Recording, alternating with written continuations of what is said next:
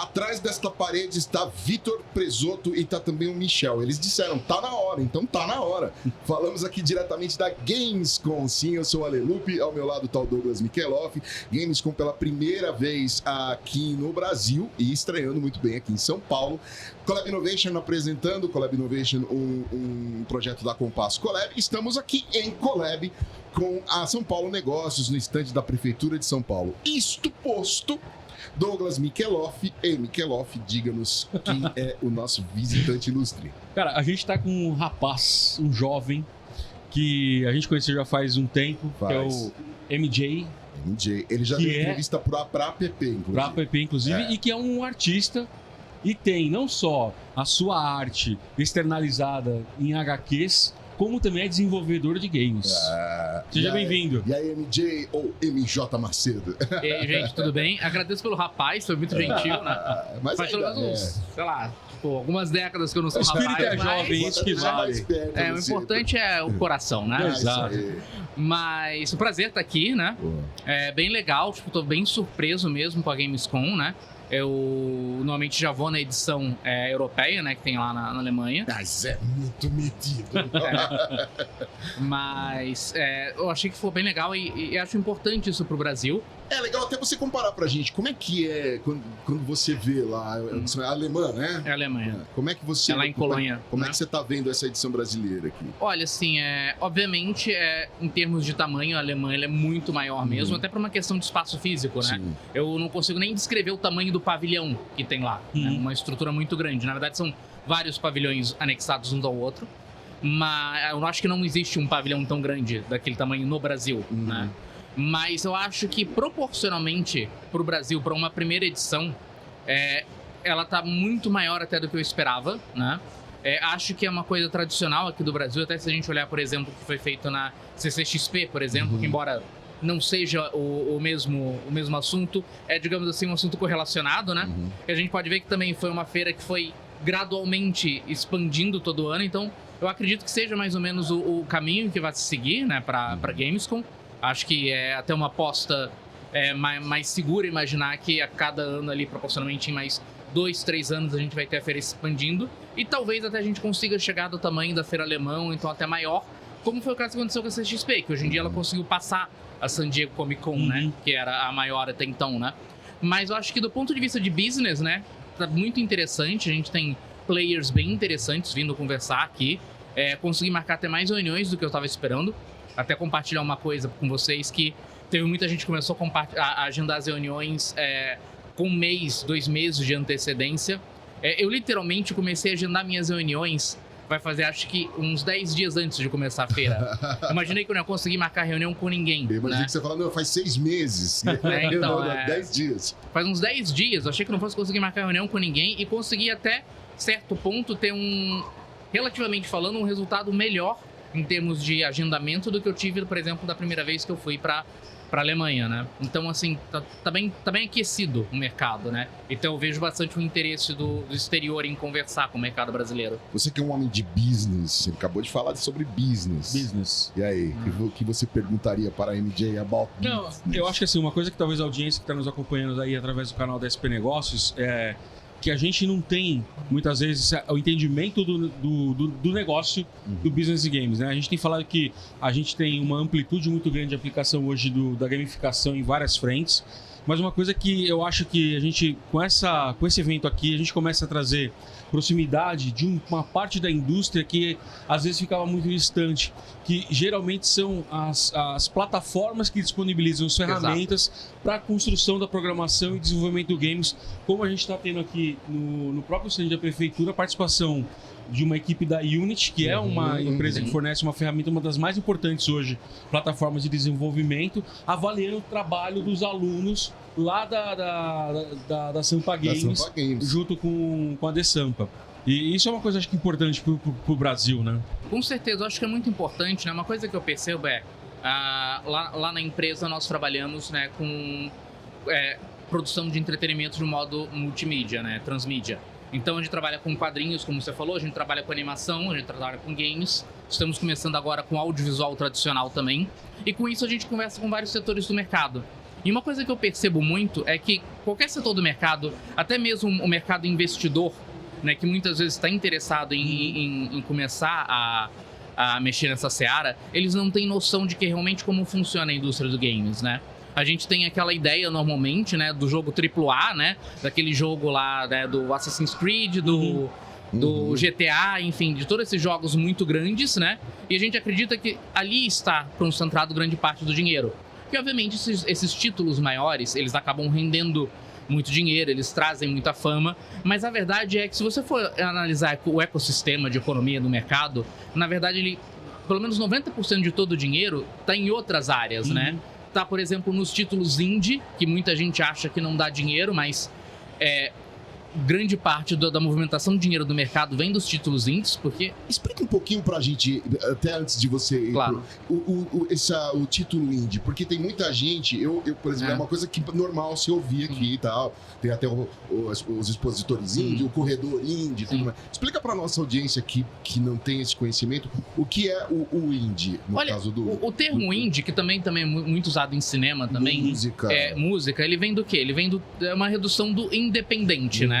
Ou seja, são projetos ligados a empresas menores que não estão ligados a grandes conglomerados multimídia. Enfim, hoje em dia, se você parar pra ver, na indústria dos games ainda não é assim, mas aos poucos começa a se tornar também, mas vamos pegar um exemplo do cinema que eu acho que é mais fácil. Se você hoje em dia tem 3, 4 estúdios de cinema só, porque um foi comprando o outro, que foi comprando o outro, e de repente você descobre que um canal de TV que você gosta muito também é daquela emissora, também é daquele outro canal. É tudo da Universal. Exato, né? Exatamente. Então, assim, tem esses grandes conglomerados. Em games também tem isso. Você tem ali aqueles gigantes que também são empresas excelentes. Você tem, por exemplo, a Ubisoft, a Capcom, a Nintendo, né? A própria Sony com a PlayStation, que são grandes conglomerados. E você tem as empresas pequenas que não estão afiliadas a nenhuma dessas empresas. E normalmente os projetos que eles produzem, elas mesmas são consideradas como indie. Que na verdade, necessariamente, as pessoas sempre imaginam que o projeto indie é normalmente algum projeto muito pequeno. Necessariamente não é pequeno. A gente tem jogos grandes hoje em dia que são jogos indies. Mas por quê? Porque eles não estão afiliados a uma dessas grandes máquinas, uma dessas grandes empresas, né? Basicamente, isso seria o indie. Show, bora lá. Cortei teu raciocínio, mas não, imagina, tranquilo. Sobre o dinheiro, onde que o dinheiro está concentrado. Exato, né? Então, você tem, por exemplo, a grande produção, né, de jogos indies, né? Que muitas vezes as pessoas imaginam que... Eu já conversei, por exemplo, com um investidor aqui no Brasil. Ele fala, eu quero investir em game, mas eu quero investir, sei lá, num jogo desses que sai para Xbox, para PlayStation, que é 3D e tudo mais, e GTA. E você pensa que, por exemplo, isso é uma aposta arriscada, né? Porque você tem o quê? Um jogo desses, são 3, 4 anos de produção, envolve-se muito dinheiro, milhões que a gente tá falando. Então, você tem ali um longo tempo de produção, você tem um grande investimento, então... É uma aposta muito grande, você precisa fazer com que esse jogo fature milhões. E aí envolve publicidade, envolve toda uma máquina que vai gerando mais dinheiro. O jogo indie não, o jogo indie muitas vezes você consegue produzir ele, dependendo, né, do formato, em alguns meses ou um ano, com orçamentos bem menores, né? E tô falando aqui do mercado nacional, então você tá produzindo muitas vezes com um orçamento em real. E você tem uma perspectiva de retorno em dólar. Então muitas vezes você consegue produzir mais jogos, né? E esses jogos, eles têm um faturamento, embora muito mais modesto que aqueles jogos grandes, mas você consegue faturar muito mais em quantidade, principalmente no quanto você gastou versus o quanto você está recebendo. Então, por exemplo, muitas empresas, até elas poderiam investir em jogos maiores, tanto aqui quanto no exterior, mas elas continuam apostando no mercado indie, porque o indie, ele traz uma segurança maior. E como eu falei, ele movimenta pelo menos, no mínimo, uns 80%, 90% de todo o dinheiro que é gerado na indústria dos games, né? Obviamente, assim, eu não tô falando esses 90% de um dado estatístico correto, mas analisando o mercado funciona. E também a gente tem muito a indústria de outsourcing, né? Que seria exatamente a parte de terceirização, né? Tem muitas empresas aqui no Brasil, a minha faz isso também, a gente tem um estúdio que é Ancient Black, que é só voltado para isso, e tem uns outros estúdios no Brasil também, que atendem muito esses projetos maiores, empresas maiores lá de fora, né, e até mesmo aqui do Brasil, oferecendo mão de obra. Então, modelagem 3D, concept art, né, e todas essas outras coisas, animação, né, e isso também movimenta muito o mercado, né. Então, o que eu percebo aqui do Brasil as pessoas, elas ainda têm um conceito muito restrito do que é a indústria de games, né? Se você perguntar hoje em dia, tipo, que a indústria... Eu comparo muito, né, com a indústria do audiovisual, porque eu acho que não só um paralelo mais fácil que a gente tem, mas porque eu também trabalho com audiovisual, né? Se você olhar o audiovisual hoje em dia, o segmento do audiovisual é muito grande, né? Você pode estar trabalhando ali desde, tipo, uma empresa que tá, tipo, prestando um serviço específico de terceirização para alguma outra empresa, até várias ramificações. Não é necessariamente você fazer filme, o audiovisual. E mais ou menos a indústria de games é a mesma coisa. Necessariamente não é você estar fazendo um jogo AAA, né? Você tem ali, tipo, realmente vários setores. Se a gente pensar, por exemplo, tem hoje em dia a indústria de games, tem, por exemplo, toda uma parte que cuida só de áudio, né? Eu mesmo tive proposta de reunião, acho que com 3 ou 4 empresas especializadas em fazer áudio e trilha sonora para games aqui. Isso quase não se fala. O áudio está presente em absolutamente exatamente, todos né? os games. Então, realmente, a indústria ela é muito maior do que as pessoas pensam. E eu acho que trazer feiras como essa para o Brasil, né? Ajuda um pouco mais a gente a entender isso, né? Porque o que eu vejo eu converso com muita gente que quer começar a investir em games, muita empresa que quer começar, tipo, a ganhar dinheiro com games, percebe que tem isso, mas ela não entende ainda muito bem. E aí você olha e fala, putz, aqui no Brasil você não tem uma empresa que lançou um jogo AAA, né? Então no Brasil não tá dando dinheiro.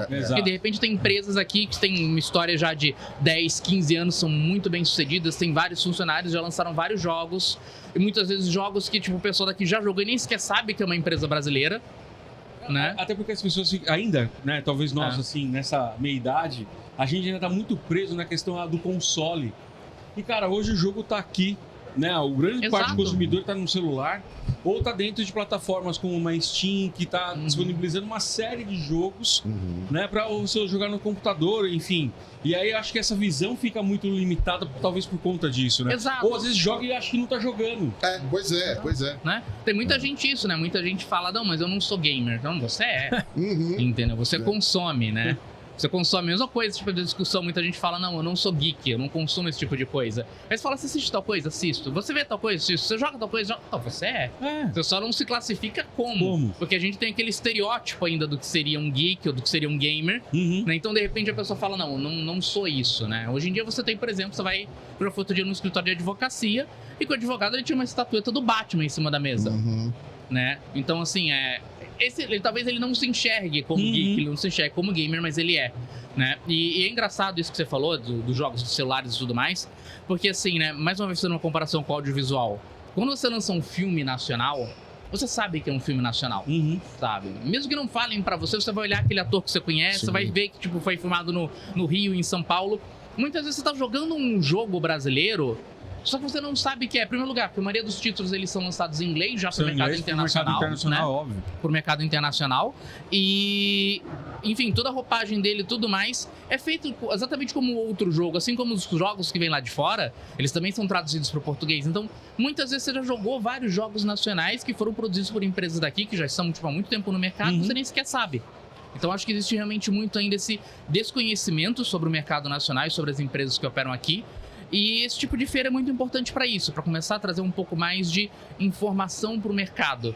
Porque o mercado de games nacional, eu acho que ele é uma bolha, né? Uma bolha que dentro dela funciona muito bem, né? Eu acho que se você comparar com outras indústrias de produção de conteúdo, de entretenimento, a indústria de games no Brasil é muito recente, só que ela se organizou muito rápido, né? Tanto é que eu acho que é uma das indústrias que mais tem associações hoje em dia. A gente tem associações estaduais, a gente tem associações municipais, a gente tem uma associação nacional. A gente se organiza muito rápido, a ponto de muitas vezes mobilizar a gente para ir para Brasília discutir projeto de lei, como foi o caso da PL dos games que teve, né? Eu inclusive, fui uma das pessoas que fui para Brasília conversar sobre isso. Então, assim, é uma indústria muito organizada, só que ela ainda está muito dentro da bolha, né? Quem está dentro dela sabe o quanto ela é eficiente, mas o público de fora muitas vezes ainda desconhece ela. Talvez, enfim, exatamente por isso, porque os nossos produtos, eles são muito voltados para o mercado internacional e eles acabam sendo confundidos com produtos de lá, muitas vezes. Muito bom, hein? Bacana. MJ, da onde veio essa tua inserção no mundo das artes, do game, do geek e tudo mais? Você era um garoto que amava Beatles e Rolling Stones. Então, eu vim de uma família de nerds, né? Literalmente, eu vim de uma família de nerds. Você é de onde? Você é do Sul? Eu sou carioca, na verdade. É que eu tô muito tanto tempo aqui em São Paulo já que meu sotaque meio diluiu, já virou. Né? Eu perdi minha carteirinha de carioca. O sindicato não quis renovar. Carioca de onde? Do Rio de Janeiro mesmo. Não, mas tipo, assim, nasci, tipo, no Botafogo. Ali. Eu gosto daquela Tá, região. então. Mas assim, já perdi já. O sindicato dos cariocas não quis renovar meu registro, eu perdi meu sotaque, então tô por aqui pro São Paulo mesmo. Mas assim, eu vim de uma família de nerds, né? Eu me lembro que, assim, lá em casa, por exemplo, quando eu era criança, ninguém sequer consumia, por exemplo, TV aberta. Eu me lembro que a gente tinha um videocassete, era tipo tradicional da família, ir pra locadora, tipo, alugar 15 filmes, entendeu? A maioria dos filmes era terror, ficção científica, esse tipo de coisa. Rebobinado, você não pagava multa. Eu herdei, por exemplo, do meu tio, o pessoal não acredita nisso, mas eu herdei do meu tio, por exemplo, várias histórias em quadrinhos que ele comprou nos Estados Unidos, né? Porque assim, é interessante, o pessoal fala, antes que eu falo, eu não sou herdeiro não, tá? Minha família era rica, mas quando eu nasci ela já tinha falido, então eu sou pobre, tá? Mas assim, é sério, realmente, tipo, quando eu nasci minha família não tinha mais um único centavo. Mas eu me lembro que meu tio, tipo, quando ele era mais jovem, ele pôde ir pros Estados Unidos e tudo mais. Então, por exemplo, tem edição, sei lá, do Incrível Hulk original com a primeira aparição do Wolverine em inglês. Que tá, tipo, em saquinho, plastificado e tudo mais, não sei o quê. Porque meu tio comprou isso lá nos anos 70, sabe? E ele foi acumulando essas coisas. Então, pra mim, a cultura pop, essa cultura geek, né? Ela desde sempre foi muito normal, entendeu? Eu sempre, sabe? Tipo, meu primeiro videogame foi um Atari, tô denunciando minha idade aqui. Mas, enfim, depois disso fui indo pra outros consoles. E pra mim foi uma coisa muito natural. Quando eu tinha, acho que uns 15, 16 anos, eu comecei a mandar, tipo, eu mal falava inglês direito ainda na época, comecei a mandar, tipo, e-mail pros Estados Unidos, achava site de alguma editora e falava, olha, vocês estão procurando desenhista? Na época era pra quadrinhos, eles falavam, estamos. E me contrataram. Então comecei a trabalhar com 15, 16 anos para os Estados Unidos, como quadrinista, e novamente fazendo títulos muito desconhecidos e coisas menores. Mas, enfim, eu vi que foi dando certo, minha família viu que estava dando certo, começou a me incentivar. E a partir daí eu fui evoluindo para games, animação, audiovisual tradicional, roteiro. Né? Depois disso virei tipo consultor de negócios também, que eu acho que é uma coisa fundamental aqui no Brasil. A gente tem muita gente que produz conteúdo, mas não sabe monetizar esse conteúdo. A gente fala muito sobre criar uma indústria de entretenimento, mas a maioria das pessoas sequer enxerga seu próprio trabalho como um produto comercial, sequer consegue imaginar ele realmente como um produto. Ou tem um certo preconceito de imaginar que você pensar comercialmente significa que você, teoricamente, tem que abandonar o lado artístico, o lado criativo, e não tem nada a ver. Você sabe que o Tim Burton além de um belíssimo diretor, um grande diretor aí, ele também é um artista também, né? O cara faz lá seus desenhos, E ele mandou uma carta, aqui em São Paulo teve no MIS, Museu da Imagem do Som, uma exposição do Tim Burton. Sim. E aí tem uma carta que ele enviou para Disney e a resposta da Disney para ele, olha só, dando feedback para ele de coisas que ele podia fazer em relação a quadrinhos, a tudo mais. Cara, você falou um negócio, até pra gente ir pro final, que tem muito, às vezes você tá jogando ali, tem muito brasileiro que você tá jogando um jogo brasileiro e nem sabe. E eu tenho acompanhado também, até aqui tá sendo uma grande lição pra gente. Tem uma galera do Brasil inteiro que tá na periferia, apesar de eu não gostar mais de usar esse nome periferia, a gente aprendeu outra coisa, né, Douglas? Mas assim, tem uma galera na periferia desenvolvendo coisas fantásticas, não tem? Sim, com certeza tem, Porque o interessante da indústria do games, né, é que ela é muito acessível, né? Diferente, por exemplo, para você fazer um filme. Você queira ou não, você precisa de um equipamento. Muitas vezes não tem... Você ter acesso a esse equipamento é difícil. Para você produzir um game, qualquer notebook, não precisa nem ser de última geração, qualquer notebook com código básico, você já consegue fazer um código. Né? Qualquer computador que você consiga fazer um gráfico, né? Tudo bem, você não pode talvez fazer um gráfico 3D, mas você consegue fazer um jogo 2D mais simples. Então, é mais ou menos assim, comparando, eu acho que é por isso que o futebol ele se popularizou tanto no Brasil. Porque o futebol é um esporte que não é burocrático, né? Você, tipo, até mesmo se você não tiver uma bola, você pode improvisar uma bola com alguma outra coisa, né? Um gol, você pode utilizar 2 chinelos, 2 copinhos. Sim, é verdade, pronto, gol, tá lá. Né? Então, assim, ao contrário de muitos outros esportes, tipo, o futebol, ele tem essa coisa de você conseguir jogar ele de qualquer maneira.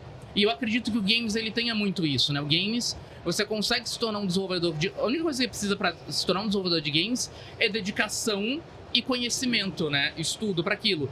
E ainda assim, hoje em dia, com o advento da internet, até mesmo esse conhecimento você consegue de uma maneira gratuita. Você consegue achar, inclusive, no YouTube, tipo, tutoriais completos de como você começar a fazer código do zero, como você fazer uma animação 2D ou 3D do zero. Então, assim, eu acho que ele é muito mais democrático de outras formas de produção de conteúdo, né? Isso que ele tá falando, inclusive, uma das especialistas da Unity que tá aqui dando consultoria para esses desenvolvedores brasileiros, ela começou exatamente assim. A história dela, depois dos 30 e poucos anos, ela decidiu fazer um shift de carreira, começou a estudar programação de game no YouTube durante 6 meses, até ela começar a programar. E hoje está numa das grandes empresas. Eu vou reeditar o Doom. Né? Então, e assim, e talvez você ache um tutorial de como fazer isso. Fazer, verdade, verdade. Então acho que acredito que o poder do game é isso. Ele é muito acessível, né? É diferente, ele é menos intimidador do que você querer começar a fazer cinema ou até mesmo música, né? Porque você, tipo, pra conseguir chegar, tipo, e se tornar um músico de sucesso, são várias etapas, né? Tudo bem, você pode hoje em dia você pode até gravar na sua casa, mas ainda é difícil. Games não. Games, ele, tipo, é uma indústria muito mais receptiva, né? Como é que, pra gente fechar mesmo agora, como é que conselhos você dá pra quem tá com medo das IAs e a gente tem que se aliar a elas pra trabalhar? Conselhos você dá pra quem tá falando, a IA vai fazer, não tenho mais jeito, espaço... Olha, assim, eu até tenho uma opinião meio polêmica em relação a isso, porque assim, até como artista, né, tipo, eu vejo muito artista, né, muito desenhista, muito ilustrador, né, e assim, minha formação básica é ilustrador, eu me tornei várias coisas depois com o tempo, mas minha formação básica é ilustrador e roteirista, né. E assim, as pessoas, elas têm essa paranoia, tipo, de que a inteligência artificial vai roubar o emprego delas. E pra mim é uma comparação mais ou menos como as mesmas pessoas no início da Revolução Industrial tinham medo que aquelas máquinas a carvão fossem roubar o emprego delas. E assim, é um software como qualquer outro, né? E assim, é um software de automação. Ele não funciona muito bem se ele não tiver supervisão humana. Obviamente, ele com o tempo ele vai ser aperfeiçoado, mas eu acredito que a gente tá cada vez mais com uma demanda muito maior de conteúdo. As pessoas consomem cada vez mais conteúdo e com o tempo, eu não tô nem falando em 5, 10 anos, mas a tendência é que com o tempo as pessoas também comecem a passar a trabalhar menos, né? Já se discute isso hoje em dia ou jornadas de trabalho menores. Então, daqui a 20, 30 anos, provavelmente vão ser jornadas de trabalho melhor, o que significa que as pessoas vão ter mais tempo para consumir mais conteúdo. Então, você vai ter o quê? Você, na verdade, não vai ter, tipo, você tem 500 profissionais. Eu não imagino que esses 500 profissionais vão perder o emprego. A única diferença é que esses 500 profissionais, hoje em dia, eles trabalham para executar 2 projetos. No futuro, esses 500 profissionais, com o advento de todas as facilidades que a inteligência artificial e outros softwares vão oferecer, eles vão estar trabalhando em, sei lá, talvez 20, 30, 40 projetos. Porque é isso que eu enxergo. Eu uso muito a inteligência artificial, sou um estudioso. Inclusive, antes mesmo do boom da inteligência artificial, eu já participava do beta e do estúdio de vários softwares de inteligência artificial. Então, acredito isso. Na verdade, para mim, inteligência artificial não é sobre você perder seu trabalho, mas, na verdade, sobre você conseguir produzir, sabe, o que eu precisaria de 10 pessoas eu consigo produzir sozinho. Mas isso não significa que eu tenho que demitir outras 9 pessoas. Significa que provavelmente essas outras pessoas vão estar produzindo outros 90 projetos e eu, como empresa, vou estar conseguindo produzir 100 projetos ao invés de produzir um. Tudo bem, eu fiz aqui uma estimativa exagerada, mas pra mim é mais ou menos isso. Assim, eu não tenho medo da IA. Eu acho que sim, você tem que ter medo de não... Isso não só em relação à IA, mas qualquer tipo novidade que surgir. Você tem que se atualizar. Não adianta você ficar protestando, porque qualquer coisa que surja nova é uma caixa de Pandora que já foi aberta, sabe? Você não vai conseguir colocar de volta lá dentro. Então, assim, o que você pode fazer é se adaptar. Então, você provavelmente no futuro não vai perder seu emprego para IA. Você vai provavelmente perder seu emprego para um profissional que entende de todos esses softwares novos que está surgindo e você não, né? Esse foi o MG. Ou MJ, na verdade, né? Tanto faz, assim, pra mim tudo bem. MJ ou o MJ. Macedo. Pra falar, a gente precisa dar o contato também da tua produtora, né, cara? Que é a Memy. Isso. M-E-M-Y. Vocês podem entrar em contato com a gente ou pela meme, @mememedia, né? Meme.media, não tem .com, não tem nada, é .media só no final. Ou também procura a gente pelo nosso Instagram mesmo, né? Que também é o mesmo @, né? Meme.media, né? E você pode estar procurando a gente por ali, por esses 2 canais, que é muito mais fácil de encontrar. Beleza. Muito bem, vamos nessa? That's it? That's it. Por Obrigado, favor, viu? dê os agradeço. créditos aos nossos... Para você Até que mais. está acompanhando a gente aí no canal da SP Negócios, esse foi o Collab Innovation diretamente da Gamescom, em parceria com a SP Negócios no stand da Prefeitura. Se você ainda não se inscreveu nesse canal, se inscreva. Se você está assistindo, clica agora aí no joinha para dar aquela fortalecida no nosso algoritmo para que a gente chegue em mais pessoas. E é óbvio, faça ali ative o sininho para assim que a gente soltar um próximo episódio aqui diretamente da Gamescom, você receba aí um alerta. E siga a Compasso Collab nas redes também. Compasso Collab, tá bom? Até já. Perfeito, até.